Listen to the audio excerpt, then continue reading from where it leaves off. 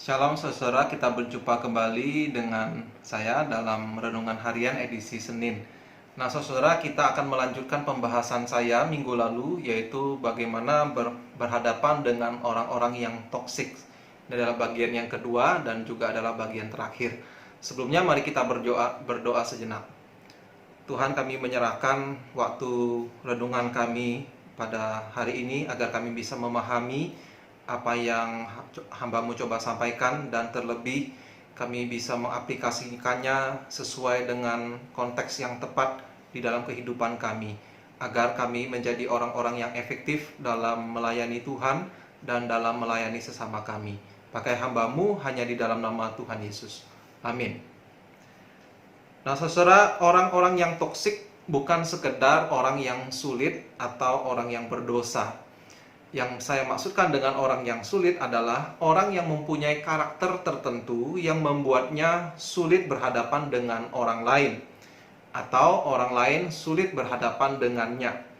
Kadangkala orang yang punya karakter sulit ini hanya menghadapi kesulitan dengan orang-orang tertentu saja, bukan dengan semua orang. Dan setiap kita punya karakter yang unik, yang mungkin disukai oleh sebagian orang, ditoleransi oleh sebagian orang yang lain, tetapi tidak disukai oleh sebagian orang lainnya. Misalnya ya, kalau Anda atau seseorang punya karakter yang disiplin, hal ini tentu akan disukai sebagian orang, kurang disukai oleh sebagian yang lain, tetapi masih bisa ditoleransi. Tetapi akan ada sebagian orang lain lagi yang kurang menyukai atau tidak suka. Mungkin karena sifat disiplin itu bertolak belakang dengan sifat mereka. Nah, saudara-saudara, ini adalah contoh orang yang sulit, tetapi bukan orang yang toksik. Orang yang toksik adalah bukan sekedar sulit, juga bukan orang yang belum percaya Tuhan atau belum diselamatkan.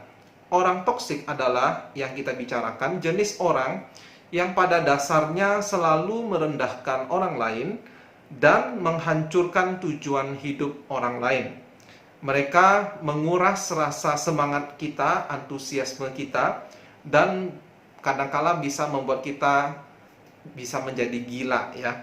Mereka lihai dalam mempermalukan orang lain atau membuat orang lain merasa bersalah, atau dengan kata lain manipulatif, dan mereka cenderung mematahkan semangat. Memang ada orang yang kesulitan, memang ada kesulitan untuk mendefinisikan orang toksik dalam satu kalimat. Tetapi ciri yang paling umum adalah ini: kelakuan mereka didorong oleh keegoisan mereka, dan mereka mudah untuk merasa jengkel. Mereka biasanya jenis orang yang menguras energi orang lain, bukannya mengisi atau memberi semangat pada mereka. Mereka juga cenderung hanya memanfaatkan orang lain, bukan mengasihi mereka. Mereka nampak terobsesi pada diri sendiri dan suka menilai orang lain dengan kasar, dengan lugas, dan karena itu sering bertengkar dengan orang lain, sehingga sulit untuk menikmati relasi dengan orang lain atau menghargai mereka. Nah, kita juga merasa orang yang toksik itu akan mencoba untuk mengendalikan kita. Itu adalah ciri-ciri umum dari seseorang yang toksik. Sekarang kita akan melihat secara spesifik 3 karakter khusus dari orang yang toksik. Nah, 3 ciri ini, saudara, bisa jadi seseorang yang toksik memiliki ketiga-tiganya, atau hanya 2, atau bahkan cuma 1 dari karakteristik ini. Tidak mesti orang yang toksik memiliki ketiganya. Setidak-tidaknya seorang yang toksik memiliki salah satu dari ciri berikut ini. Apa itu? Yang pertama, mereka punya spirit membunuh. Bukan membunuh secara fisik, saudara, tetapi membunuh secara relasi. Mereka membuat orang bertengkar satu sama lain. Mereka juga membunuh pelayanan kalau di dalam konteks gereja. Mereka juga membunuh produktivitas. Mereka membunuh sukacita dan kedamaian. Bahkan mereka mengancam kewarasan orang-orang di sekitarnya. Menjadi garam dan terang dunia adalah natur orang Kristen yang sejati yang didasarkan pada natur Allah, sifat Allah. Yaitu kita dipanggil untuk menunjukkan keindahan dan kesemarakan Allah. Meyakinkan orang lain lewat perkataan yang baik, lewat teladan, dengan sifat yang lemah lembut, dan akan adanya harapan penebusan, pemulihan. Sedangkan natur dari setan adalah suka membunuh, mempermalukan, merendahkan, tidak ada kasih karunia ataupun penebusan. Dan Yesus mengatakan sifat iblis ini di dalam Yohanes 8 ayat 44. Sebagai contoh kita melihat dua orang Herodes. Herodes Agung ingin membunuh Yesus yang baru lahir, bahkan dia sendiri sebetulnya belum pernah bertemu, mendengar tentang Yesus saja belum. Tetapi kehadiran Yesus yang diakui sebagai raja oleh para Majus sudah cukup membuat seorang Herodes Agung merasa terancam dan berusaha membunuh Yesus. Herodes yang lain, yaitu Herodes Antipas, disebut sang tetrak, bukan anak Herodes Agung, tetapi disebut Herodes karena dijadikan suksesor oleh Herodes Agung, punya sifat yang mirip, meski tidak sekejam Herodes Agung. Yaitu setelah dia mencuri istri saudaranya sendiri yang bernama Herodias, dan ketika peristiwa itu diketahui oleh Yohanes Pembaptis, mereka ditegur secara terang-terangan oleh Yohanes Pembaptis. Kemudian Herodes melakukan hal berikut, yaitu Markus 6 ayat 18. Sebab memang Herodeslah yang menyuruh orang menangkap Yohanes dan membelenggunya di penjara, berhubungan dengan peristiwa Herodias, istri Filipus saudaranya, karena Herodes telah mengambilnya sebagai istri. Dan Herodias ternyata, istrinya itu, lebih punya sifat membunuh yang lebih kejam, lebih mirip dengan Herodes Agung. Ayat 19 mencatat, karena itu Herodias menaruh dendam pada Yohanes dan bermaksud untuk membunuh dia, tetapi tidak dapat, sebab Herodes, suaminya itu, segan akan Yohanes, karena ia tahu bahwa Yohanes adalah orang yang benar dan suci, jadi ia melindunginya. Jadi Herodes Antipas itu bimbang ya. Dia satu sisi sadar Yohanes orang yang suci, sedangkan Herodias istrinya haus darah. Nah, ini adalah contoh sifat orang yang toksik, suka membunuh. Sifat membunuh juga kita lihat dalam diri orang-orang Farisi dan ahli-ahli Taurat pada zaman Yesus. Mereka memanfaatkan agama sebagai komoditas untuk menaikkan harga diri mereka dan juga menjadikan agama untuk mengontrol orang lain. Mereka kemudian secara terang-terangan ingin membunuh karakter Yesus dengan cara berkali-kali mengajukan pertanyaan untuk menjebak Yesus, mencobai Yesus. Dan kemudian kita tahu pada akhirnya mereka benar-benar berusaha membunuh Yesus secara fisik, dan mereka berhasil. Nah, saudara, kontras dengan orang yang sehat secara emosional. Orang yang sehat secara emosional ketika mereka tidak setuju dengan orang lain, mereka bisa mengungkapkan hal itu dengan baik, lalu bisa memulai diskusi. Dan apabila tidak terjadi kesepakatan, maka mereka bisa pergi atau membiarkan orang lain pergi dalam keperbedaan mereka. Nah, sedangkan orang-orang yang punya natur membunuh tidak bisa. Mereka akan berusaha merendahkan lawan mereka atau membungkamnya, entah dengan perkataan mereka atau benar-benar melakukan sesuatu yang jahat, seperti Herodes Agung, Herodes Antipas, dan orang-orang Farisi ahli-ahli Taurat lakukan. Itulah sebabnya mengapa 1 Yohanes 3 ayat 15 berkata, setiap orang yang membenci saudaranya adalah seorang pembunuh manusia. Dan kamu tahu bahwa tidak ada seorang pembunuh yang tetap memiliki hidup yang kekal di dalam dirinya. Nah, sebaliknya saudara-saudara, orang yang sehat secara emosional punya karakter seperti Yesus yang memberikan hidup. Bahkan Yesus rela berkorban agar orang lain mendapatkan kehidupan. Ayat 16 dikatakan dari ayat yang sama, demikianlah kita ketahui kasih Kristus, yaitu bahwa ia telah menyerahkan nyawanya untuk kita. Jadi kita pun wajib menyerahkan nyawa kita untuk saudara-saudara kita. Jadi sebagai orang Kristen yang sudah ditebus, kita seharusnya memiliki kesehatan emosional, yaitu kita memberikan hidup kepada orang lain. Nah, itu ciri yang pertama. Sekarang karakteristik yang kedua, yaitu orang yang toksik itu suka mengontrol. Kita bandingkan sejenak dengan Allah. Allah, meskipun dia adalah yang maha kuasa dan juga adalah Allah pencipta dunia ini, dia tidak berusaha mengontrol orang lain seperti orang lain mengontrol orang lain. Allah memanggil dan mengundang orang menjadi umatnya, dan baik di perjanjian lama maupun baru, keinginannya itu adalah orang-orang mengikutinya karena pilihan mereka. Salah satu ayat yang terkenal dari perjanjian lama, Yosua 24 ayat 15 berbunyi demikian. Tetapi jika kamu anggap tidak baik untuk beribadah kepada Tuhan, pilihlah pada hari ini kepada siapa kamu akan beribadah. Allah yang kepadanya nenek moyangmu beribadah di seberang sungai Efrat, atau Allah orang Amori yang negerinya kamu diami ini. Tetapi aku, yaitu Yosua dan seisi rumahku, kami akan beribadah kepada Tuhan. Jadi Yosua mewakili Tuhan, menyuruh bangsa Israel memilih ikut Tuhan, beribadah padanya, atau kepada dewa-dewi yang lain. Tidak ada paksaan, saudara. Dan di perjanjian baru, salah satu contoh saja, Wahyu 3 ayat 20, Yesus berkata, "Lihat, aku berdiri di muka pintu dan mengetok. Jikalau ada orang yang mendengar suaraku dan membukakan pintu, aku akan masuk mendapatkannya, dan aku akan makan bersama-sama dengan dia, dan ia bersama-sama dengan aku."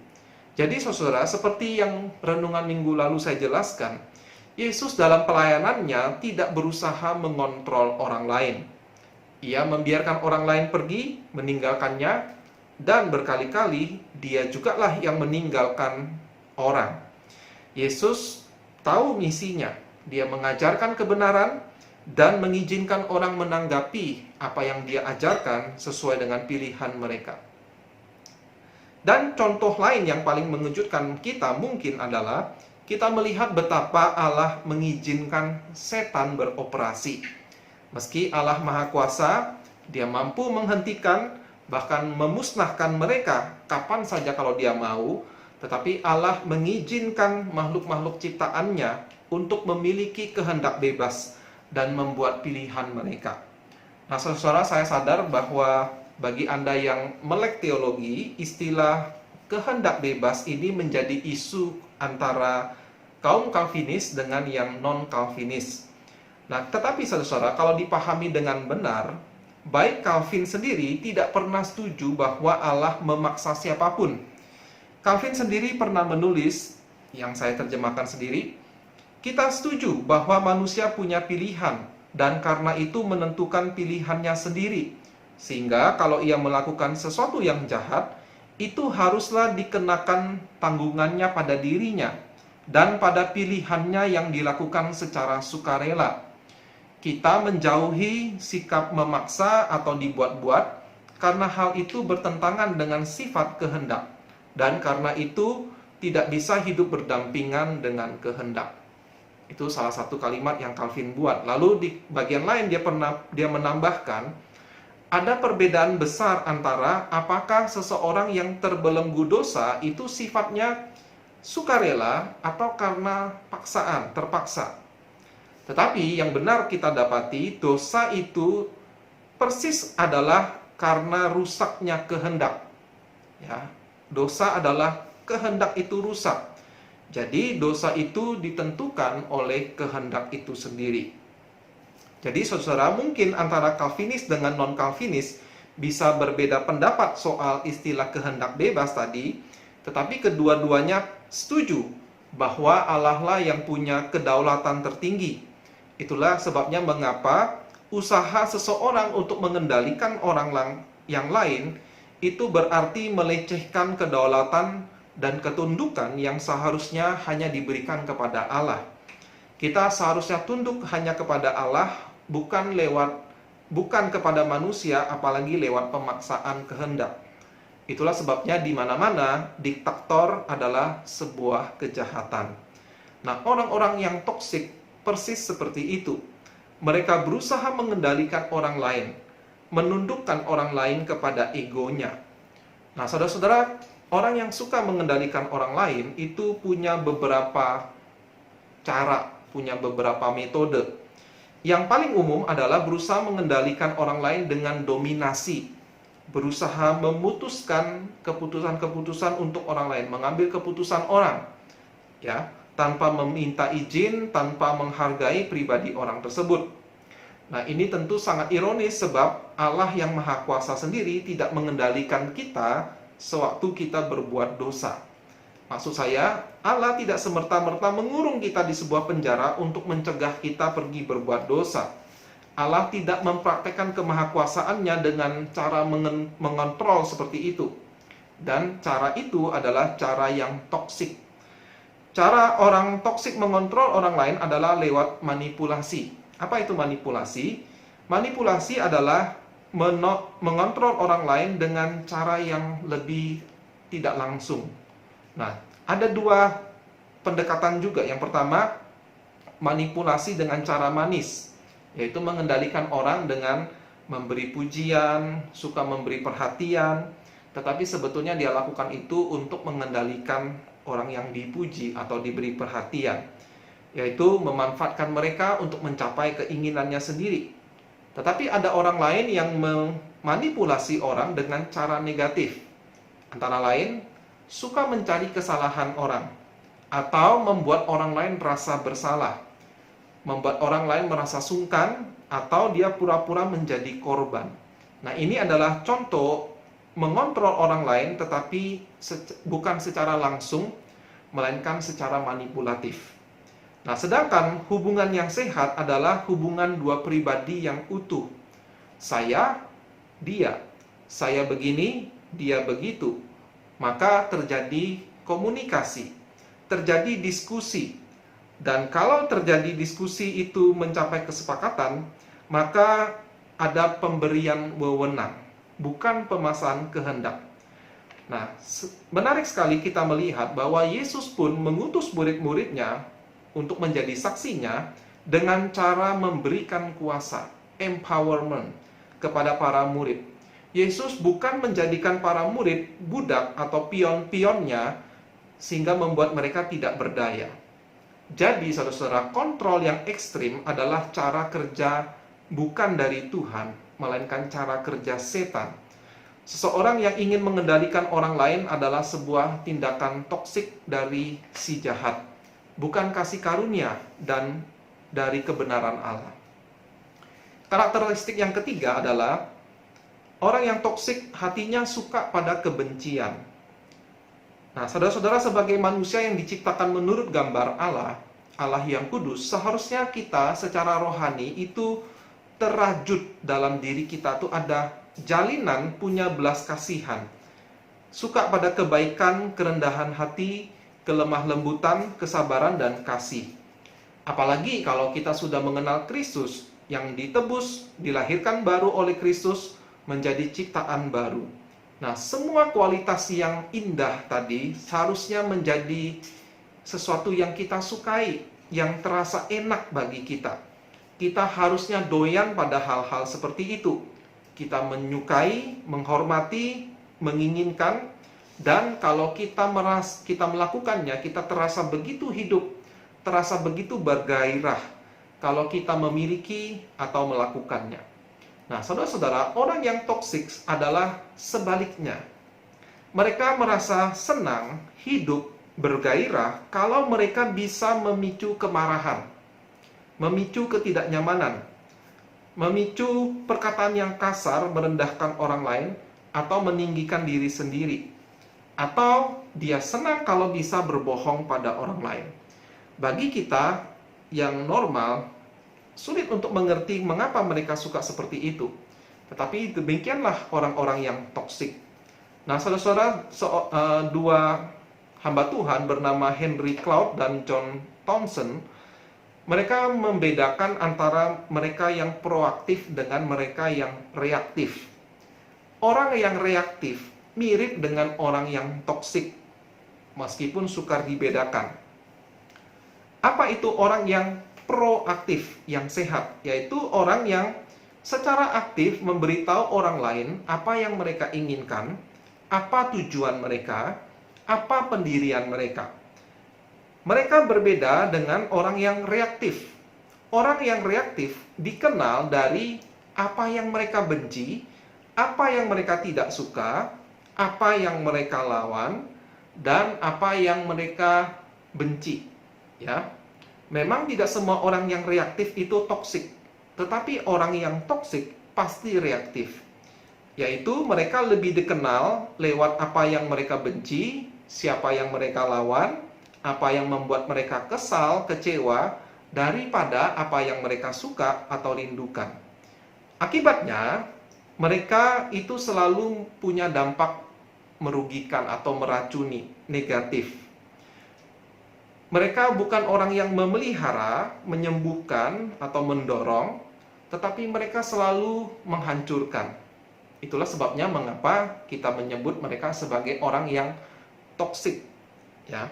Selalu destruktif, bukan produktif. Nah, bagaimana kita menghadapi orang-orang seperti ini? Sebagai orang Kristen yang taat, kita ada resiko merasa diri kita kurang setia, kurang mengasihi bila berhadapan dengan orang yang toksik. Orang Kristen merasa ada kewajiban untuk menolong mereka, mengasihi mereka, dan memulihkan mereka. Memang saudara, ini benar, harus kita lakukan. Tetapi seperti yang saya jelaskan minggu lalu, ternyata Tuhan Yesus sendiri tidak melulu bersedia menyediakan waktu, perhatian, energinya menghadapi semua orang yang bertemu dengannya. Terutama apabila ia berhadapan dengan orang-orang yang menunjukkan tanda-tanda sebagai orang yang toksik. Tetapi saya juga perlu mengingatkan bahwa orang-orang toksik membutuhkan pertolongan. Hanya saja kita perlu menjadi orang yang sehat secara emosional sebelum kita dapat menolong mereka yang toksik. Ya. Nah, tetapi kita perlu lakukan itu. Jangan sampai kita ikut keracunan. Ada baiknya kita sewaktu-waktu menjaga jarak dan kita sendiri tidak hangus karena perilaku orang toksik seperti yang Yesus lakukan. Nah, ini bukan berarti Yesus sama sekali tidak mencoba menolong mereka, memberitakan kebenaran, kasih, karunia, dan anugerah.